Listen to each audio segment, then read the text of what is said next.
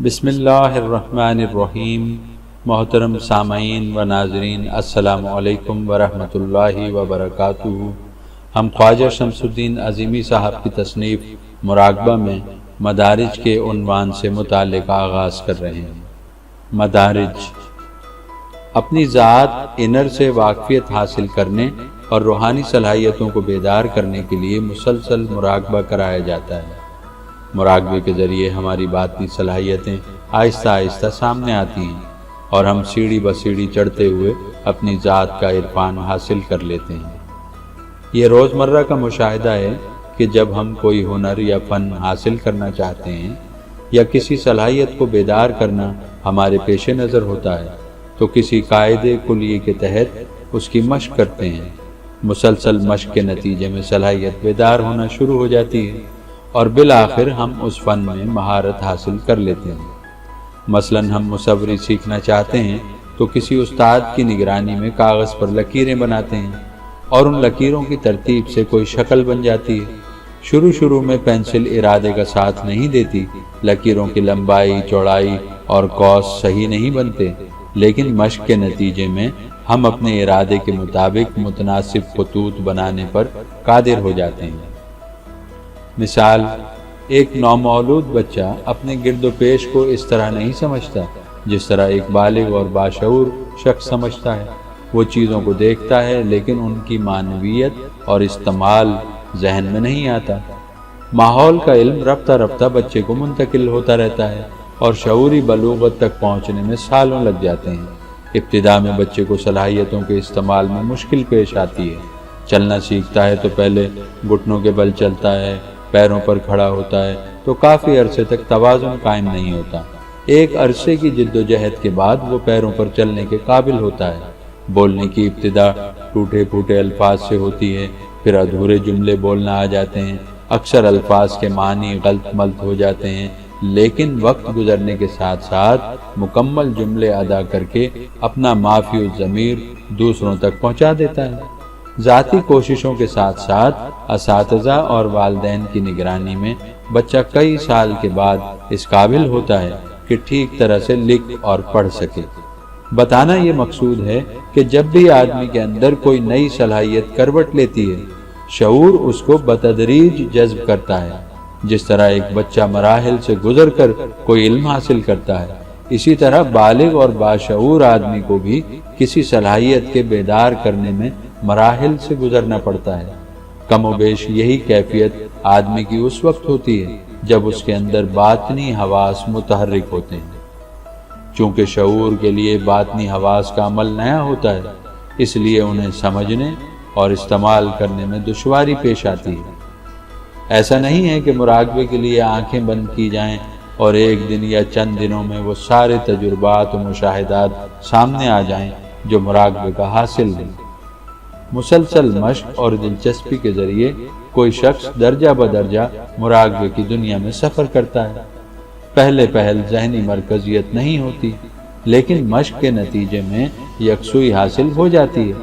جیسے جیسے ذہنی یکسوئی میں اضافہ ہوتا ہے، باطنی حواس میں حرکت بیدار ہوتی رہتی ہے۔ آدمی شعوری قوت کی مناسبت سے روحانی تجربات اور باطنی مشاہدات سے گزرتا ہے۔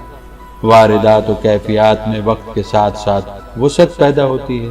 مراقبے میں ملکہ پیدا ہو جانے کے بعد روحانی صلاحیتوں کا ارادے کے ساتھ اسی طرح استعمال کیا جا سکتا ہے جس طرح دوسری صلاحیتیں استعمال ہوتی ہیں۔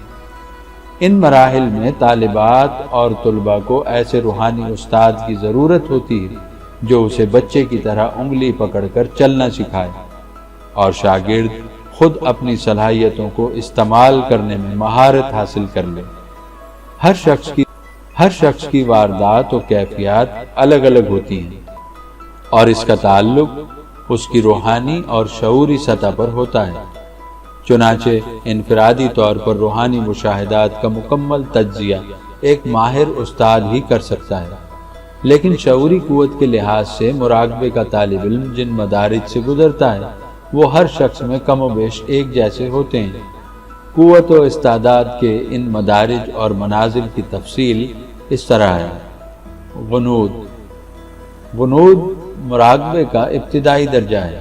جب کوئی شخص مراقبہ شروع کرتا ہے تو اکثر اس پر غنودگی یا نیند طاری ہو جاتی ہے۔ کچھ عرصے کے بعد ذہن پر جو کیفیت طاری ہوتی ہے اسے نہ نیند کا نام دیا جا سکتا ہے نہ بیداری کا۔ یہ خواب اور بیداری کی درمیانی حالت ہوتی ہے، لیکن شعور پوری طرح باخبر نہیں ہوتا۔ یہی وجہ ہے کہ مراقبے کے بعد یہ محسوس ہوتا ہے کہ کچھ دیکھا ہے، لیکن کیا دیکھا ہے یہ یاد نہیں رہتا۔ محمد اکمل صاحب لاہور سے لکھتے ہیں، 10:17 پر مراقبہ کیا، جلد ہی یکسوئی قائم ہو گئی۔ میں بار بار غنودگی کے عالم میں چلا جاتا، یوں محسوس ہوا کہ جیسے میں کسی کے پاؤں دھو رہا ہوں۔ پھر غنودگی کے عالم میں دیکھا کہ جیسے میرے جسم سے ایک سیاہ رنگ کا سایہ جو کہ غیر ٹھوس ہے نکل کر سامنے کی دیوار میں جذب ہو گیا۔ سید طاہر جلیل صاحب لکھتے ہیں، مراقبے میں حضور قلندر بابا اولیاء رحمۃ اللہ علیہ کا تصور کرتا ہوں۔ مراقبے کے دوران مسلسل ذہنی یکسوئی رہتی ہے۔ تصور کرتے کرتے غنودگی کی کیفیت خود بخود طاری ہو جاتی ہے۔ حضور قلندر بابا اولیاء رحمۃ اللہ علیہ کے تصور کا ہلکا سا عکس ذہن میں آنکھوں کے سامنے آتا ہے۔ میں اس پر توجہ مرکوز کرتا ہوں اور خود بخود غنودگی طاری ہو جاتی ہے۔ تقریباً نصف گھنٹے مراقبہ کرتا ہوں، لیکن تصور کی ابتدائی کیفیت کے علاوہ اور کوئی کیفیت ذہن نشین نہیں ہوتی۔ اللہ کے فضل سے اب ذہن میں خوب پاکیزگی پیدا ہو گئی ہے۔ نسرین صاحبہ لکھتی ہیں، غنود کی حالت میں نظر آیا کہ استغفار کی تفسیر سمجھائی جا رہی ہے۔ ایک دفعہ مراقبے میں غنودگی کے عالم میں نظر آیا کہ جنات سے ملاقات ہوئی ہے۔ تھوڑا سا ڈر محسوس ہوا، ملاقات کی تفصیل یاد نہیں۔